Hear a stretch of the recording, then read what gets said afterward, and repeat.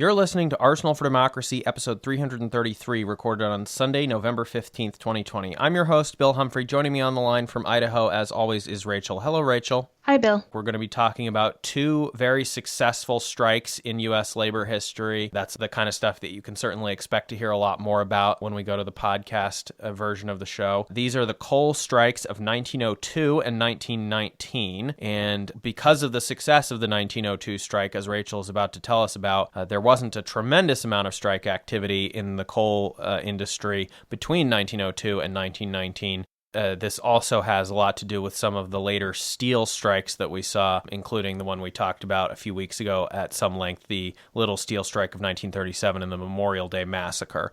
But while we've talked a lot on this show about unsuccessful strikes, this week we're going to be talking about two strikes that worked out pretty well overall for the striking miners. In this case, first the anthracite coal regions, and then in 1919, the bituminous coal regions. So, Rachel, why don't you tell us about the strike in 1902 in anthracite coal in the United States? Yeah, so first, a little bit of background. I'm not a coal head, so I wasn't aware of this before. So anthracite is quote-unquote hard coal. It burns more efficiently and then burns with less smoke than bituminous coal, which is like quote-unquote soft coal. So it was really popular as a heating fuel just because of that high heat index and then also the less smoke than soft coal. So the coal strike of 1902 occurred between May 12th and October 23rd. Of 1902. And so it really threatened the nation's winter fuel supply, which really led to the pressure to end the strike before winter occurred. It was the first major labor dispute mediated by the federal government acting as a neutral party. So that was pretty big. So a little bit of history. There was a bituminous mine strike in 1897 and also minor anthracite mine strikes in 1899 and 1900. These strikes increased labor power for the United Mine Workers of America. However, as we've kind of seen in our past industrial history episodes, anthracite owners were a lot more formidable due to the formation of an oligopoly. Fluctuations in the coal market led to consolidation of ownership. So the same process that we've seen in oil, steel, and railroad industries. They just became a bigger force to reckon with. In 1900, the United Mine Workers struck for wage increases and union recognition by the mine owners in September of 1900. The owners refused to negotiate until J.P. Morgan met with them to persuade them to end the strike so as not to hurt President McKinley's re-election. So kind of the capital and politics kind of shaking hands, scratching each other's backs to get things done. The strikers in that strike got a wage increase, but they did not get union recognition. And this effectively kicked the can down the road until 1902. So in 1902, John Mitchell, who was the president of the United Mine Workers of America, they were seeking, again, wage increases. They were also seeking an 8-hour workday, which is down from 10 hours. And also, again, they were seeking union recognition. George Bayer, who was the president of the Philadelphia and Reading Railroad, and also a big owner in these coal mines, absolutely refused to negotiate with the union at all. John Mitchell did suggest mediation by the National Civic Federation, which was a group of progressive business owners who actually approved of collective bargaining as a means to resolve these labor disputes. As the strike wore on in June of 1902, President Roosevelt was getting really worried about this coal strike, kind of foreseeing the disastrous consequences if there wasn't enough coal for the winter. So Roosevelt, again, this is Teddy Roosevelt, not Franklin. So Roosevelt sent his Commissioner of Labor, Carroll Wright, to investigate the conditions of what was happening. So Wright's report actually recommended a 9-hour workday and limited collective bargaining as a compromise. Roosevelt actually hid the report to not appear too pro-labor, but as the strike continued, he just kept getting more and more worried. And he even considered nationalizing the mines and putting the U.S. Army in control of the mines, which is kind of surprising to me. So J.P. Morgan, kind of reprising his role from the 1900 strike, at the behest of Secretary of War Elihu Root, reached out to George Bayer to persuade him to agree to arbitration by a commission. All negotiations would occur through this commission, So Baer wouldn't have to recognize the union, basically. He would just put forth all his negotiation through the commission. The commission consisted of 7 members, a military engineer, a mining engineer, a judge, an expert in the coal business, and a, quote, eminent sociologist. The mine owners were willing to accept a union leader as the eminent sociologist. So Roosevelt named E. E. Clark, who was the head of the Railway Conductors Union, as the eminent sociologist. Catholic leaders exerted pressure, so then a 6th member was added to the commission, a Catholic bishop, John Lancaster Spalding, and then Commissioner Wright was the 7th member. So both parties agreed to this commission, so the strike ended in October, and then the Anthracite Coal Strike Commission immediately got to work. They toured the coal region, and Commissioner Wright used the Department of Labor to collect data on the cost of living for the workers. The commissioners held hearings in Scranton, Pennsylvania over the next 3 months, and they took testimony from 558 witnesses, including 240 for the striking miners, 153 for non-union mine workers, 154 for the operators, and 11 called by the commission itself. There were closing arguments. George Baer made the closing arguments for the coal operators, and then lawyer Clarence Darrow, who we have talked about on a few previous episodes, made the closing arguments for the workers. So the commissioners heard evidence of terrible conditions, but they concluded that the, quote, moving spectacle of horrors represented only a small number of cases. So by and large, social conditions in the mine communities were found to be satisfactory, and miners were judged as only partly justified in their claim that annual earnings were not sufficient to maintain an American standard of living. In his closing arguments, Baer said, quote, these men don't suffer. Why hell, half of them don't even speak English. And then Darrow used his rhetoric skill for which he was famous, saying, quote, we are working for democracy, for humanity, for the future, for the day will come too late for us to see it or know it or receive its benefits, but which will come and will remember our struggles, our triumphs, our defeats, and the words which we spake. So in the end, the commission really tried to kind of split the difference between mine workers and mine owners. The miners had asked for a 20% wage increase, and most were given a 10% increase. The miners had asked for an 8-hour workday and then got a 9-hour workday. And the operators refused to recognize the United Mine Workers. They were required to agree to a 6-man arbitration board, which was made up of equal numbers of labor and management representatives, and they had the power to settle labor disputes. Mitchell considered that de facto recognition and basically declared it a victory. In the aftermath, the behavior of the private coal and iron police, which attempted to break the strike, and they did actually kill a striker as he was trying to walk away from the police. So their behavior led to the formation of the Pennsylvania State Police in 1905. This was signed into law by Governor Pennypacker. Union membership soared for both the United Mine Workers of America and the AFL. So their behavior in their strikes was kind of contrasted with the violent strikes of the Western Federation of Miners, who we have talked about in the past. So they were seen as kind of more acceptable, more respectable, I guess, than the Western Federation of Miners. And Roosevelt used the success of this commission in providing a, quote, square deal as his motto for his administration. And then there were no major coal strikes until 1919, which Bill will talk about. Yeah, so is there anything else that you think people should sort of take away in terms of the legacies here or anything like that? Obviously, the huge significance being the federal government taking on this new role as a potential arbitrator between the striking workers and the owners. Something I did want to point out as that was kind of reflected from Baer's closing arguments. There were a lot of workers that didn't speak English. They were immigrants.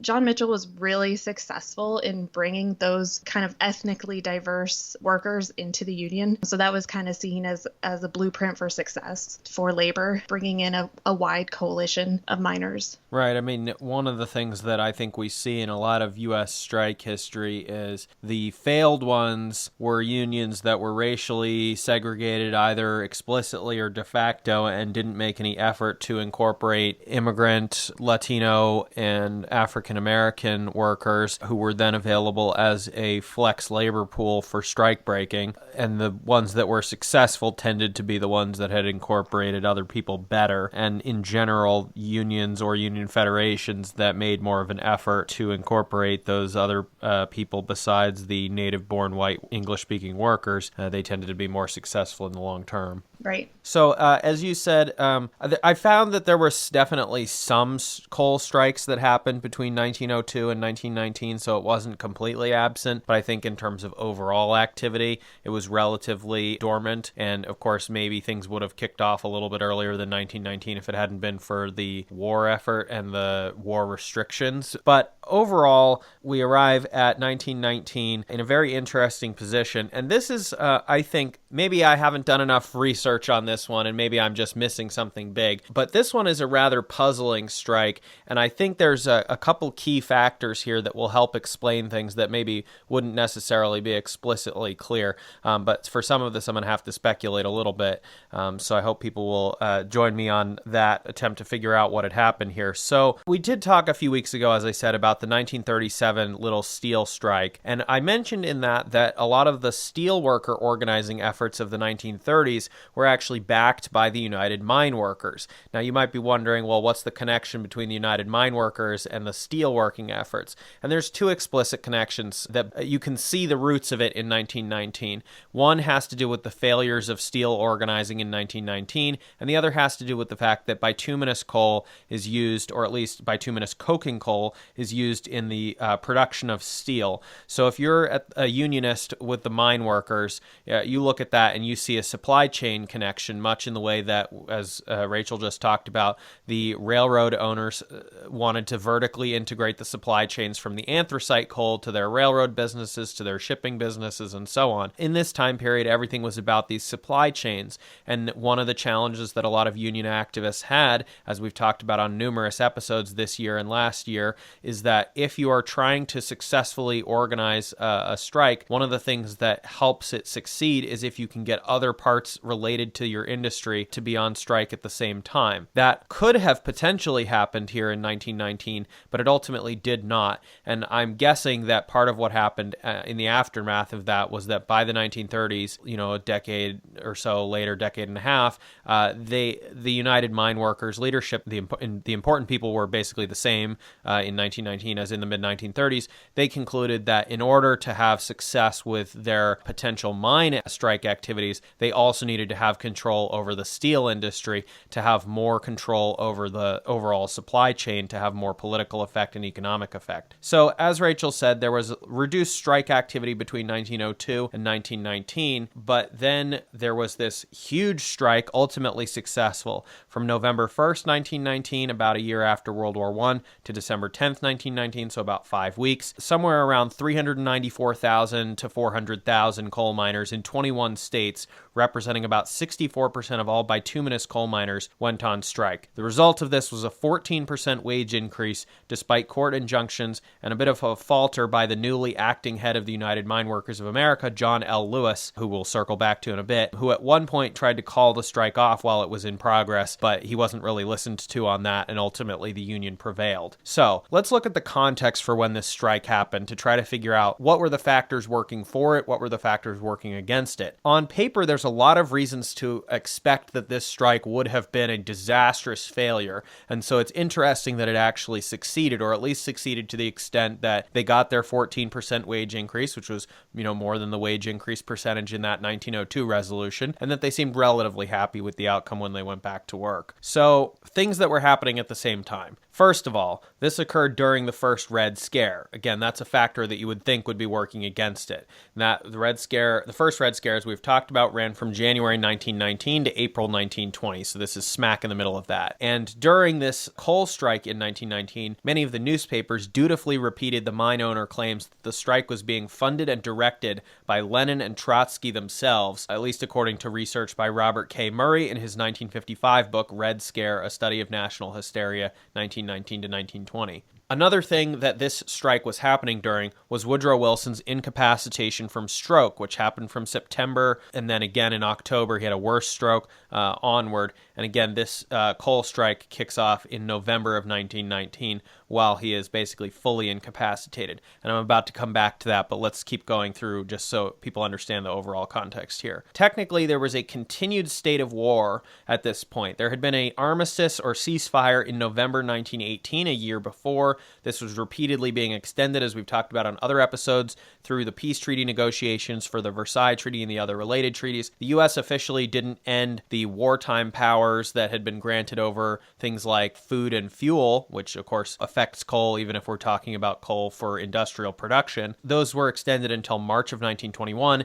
and the U.S. didn't officially declare the war to be over completely until July of 1921. These wartime powers gave extra emergency powers to the government, and specifically Attorney General Palmer, who of course was involved in the Palmer raids of the first Red Scare, and he claimed that he had Woodrow Wilson's consent to invoke these powers against labor activity that was happening in 1919, although I'm going to circle back to that in a second. And this was despite promises that had been explicitly made and were basically provable to the AFL, the American Federation of Labor, that they wouldn't use those special wartime powers to break organized labor. And Palmer claimed that not only had Wilson signed off on this, but that the entire cabinet had agreed to the invocation of these measures to crack down on this strike and another strike that was happening. And the labor secretary basically disputed that outright and was like, I didn't agree to that. And also I told the AFL that this wasn't going to be used in this way.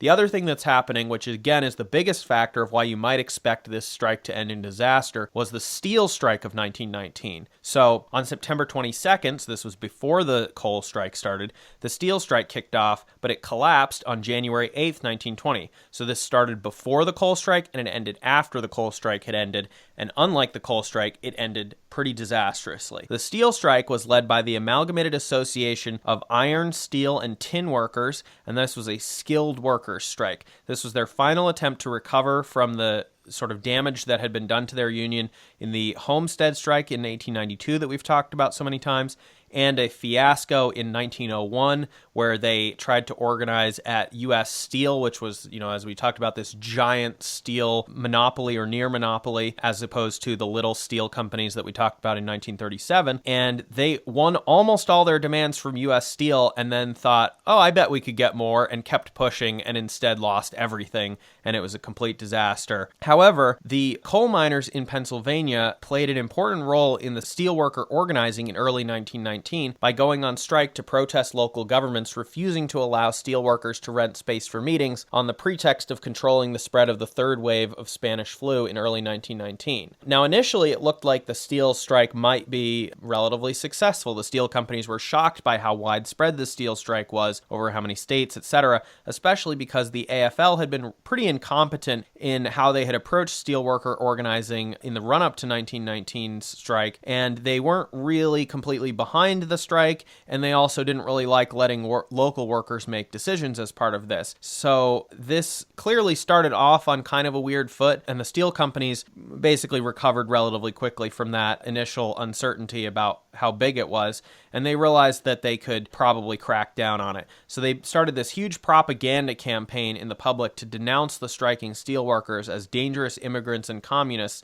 and they focused a lot of attention on William Z. Foster, formerly of the IWW and the future General Secretary of the Communist Party USA after World War II, and he was considered to be unusually dangerous because during World War I and still at the time in 1919, he had ongoing efforts to integrate every single union related to the meatpacking industry in Chicago, and so he was the big threat to them, and they managed to really successfully paint him as a total villain who had to be defeated. The AFL, as I said, was broadly unhelpful both in the run-up to this strike and throughout the strike, and you can read a detailed analysis on the factors in the failure of the 1919 steel strike in an article from history.com that we will include in the notes with this episode at arsenalfordemocracy.com. So again, there's a lot of reasons to think that this strike might not have worked very well. Now, with the 1902 coal strike, Rachel talked about how there was concern that they were going to run out of heating coal for the winter, but that was an anthracite coal strike. This is a bituminous coal strike, so there wasn't as much concern as to whether or not there would be shortages of heating coal in the winter when this was happening. I mean, this was November and December. So even there, again,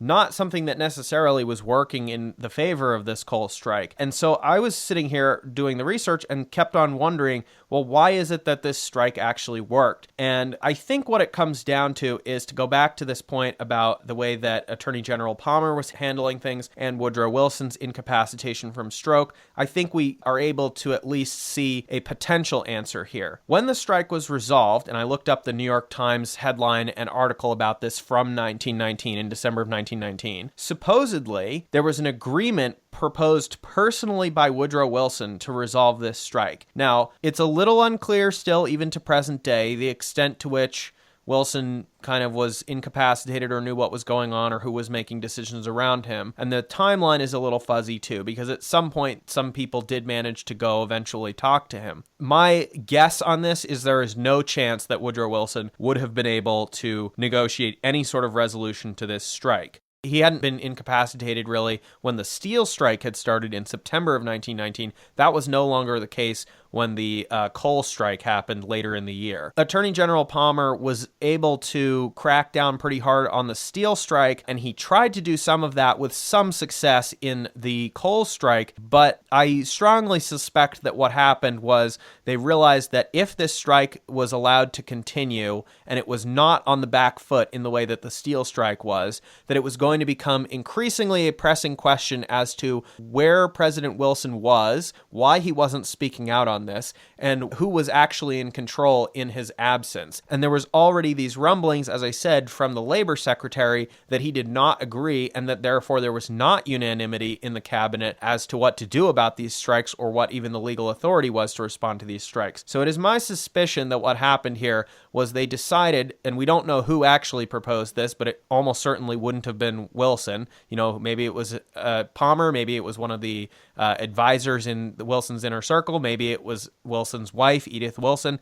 Somebody somewhere proposed a solution, said it came from the president, and that they convinced the owners of the coal companies, all right, we need to wrap this thing up. You've got to give in to this. This can't be allowed to go on because it's going to create much larger problems. They knew at this point that the steel strike was probably not going to work out, and it was certainly not going to work out if they could prevent it from linking up with various other strikes. 5 weeks into the coal strike, they figured, okay, this is a much stronger strike. Let's try to nip that in the bud by coming to a resolution because it's better if we just resolve it. Again, I can't prove that, but that is my speculation about what happened. Final 2 points that I wanted to make here as we wrap up. After the 1919 strike, the United Mine Workers of America continued organizing more miners based on their success of the 1919 strike. It's great for recruitment. But from 1920 to 1921, there was spectacular violence in West Virginia, specifically Mattawan, perpetrated against the miners by the owners, including shootouts, assassinations, including a local police official. And again, these were assassinations not by the miners, but by the owners and their private detective agencies. And there was even a private plane bombings. They would fly over and dump bleach or try to bomb the Union headquarters and so forth. And eventually President Harding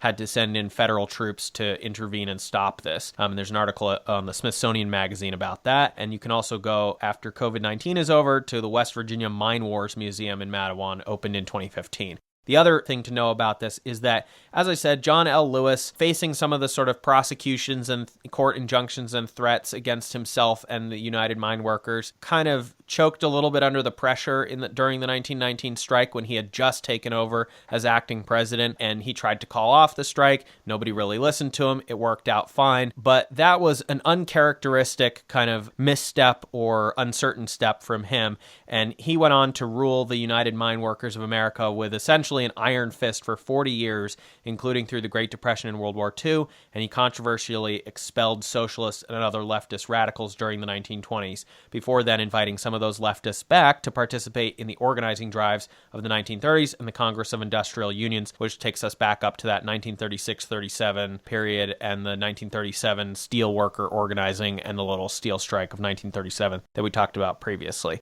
That is all the time that we have today. Again, some of this is a little bit speculative on my part with the 1919 strike. We know a lot more details about what was happening with that strong presidential approach from Teddy Roosevelt in the 1902 strike. Rachel, thank you so much for coming on this week to talk about the 1902 and 1919 coal strikes in the United States. Glad to be here.